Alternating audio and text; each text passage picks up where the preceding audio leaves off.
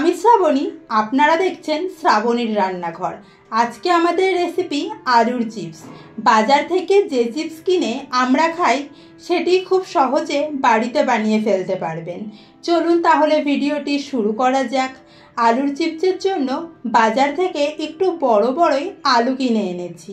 আপনারাও একটু বড় বড় আলু নেওয়ার চেষ্টা করবেন, তাহলে এই আলুর চিপস বানাতে সময়ও অল্প লাগবে। প্রথমেই প্রতিটা আলুর খোসা ছাড়িয়ে নেব। প্রথমেই যেহেতু সব আলুর খোসা ছাড়িয়ে নিচ্ছি, তাই আলুগুলো জলে ভিজিয়ে রাখব, তাহলে আলুগুলো কালো হওয়ার সম্ভাবনা থাকবে না।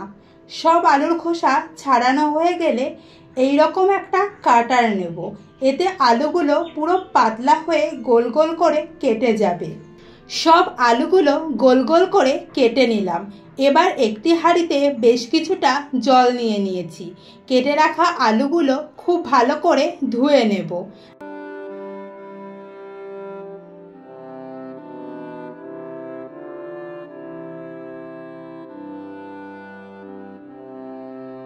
আপনারা দেখতেই পারছেন আমি কিভাবে আলুগুলো ধুয়ে তুলে নিচ্ছি। ঠিক এইভাবে 3 বার আলুগুলো ধুয়ে নেবেন।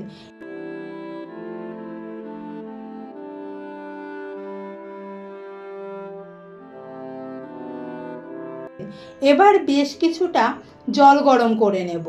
জল গরম হয়ে গেলে 1 চামচ বেকিং সোডা এখানে দিয়ে দিচ্ছি।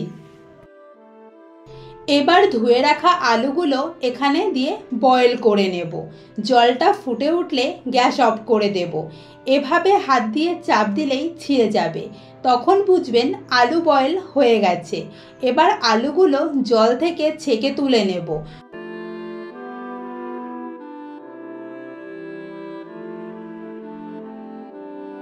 বয়েল করা আলুগুলো একটি পরিষ্কার কাপড়ের ওপরে নেড়ে দিচ্ছি। ছাদে বা যে জায়গায় রোদ আছে সেখানেই শুকাতে দেব। এভাবে সব আলুগুলো নেড়ে দিয়েছি। একদিন পর এখন দেখতে পাচ্ছেন আলুগুলো সব শুকিয়ে গেছে। এবার কড়াইতে তেল গরম করে অল্প অল্প করে আলুর চিপস দিয়ে ফ্রাই করে নেব। খুব বেশিক্ষণ ভাজবো না, বেশিক্ষণ ধরে ভাজলে চিপসগুলো পুড়ে যাবে। এভাবে চিপসগুলো ভেজে তুলে নেব। তাহলে বুঝতেই পারলেন এটি বানানো ঠিক কতটা সহজ। আপনারা একবার হলেও বাড়িতে তৈরি করে দেখবেন। কেমন লাগলো খেতে অবশ্যই কমেন্ট করে জানাবেন।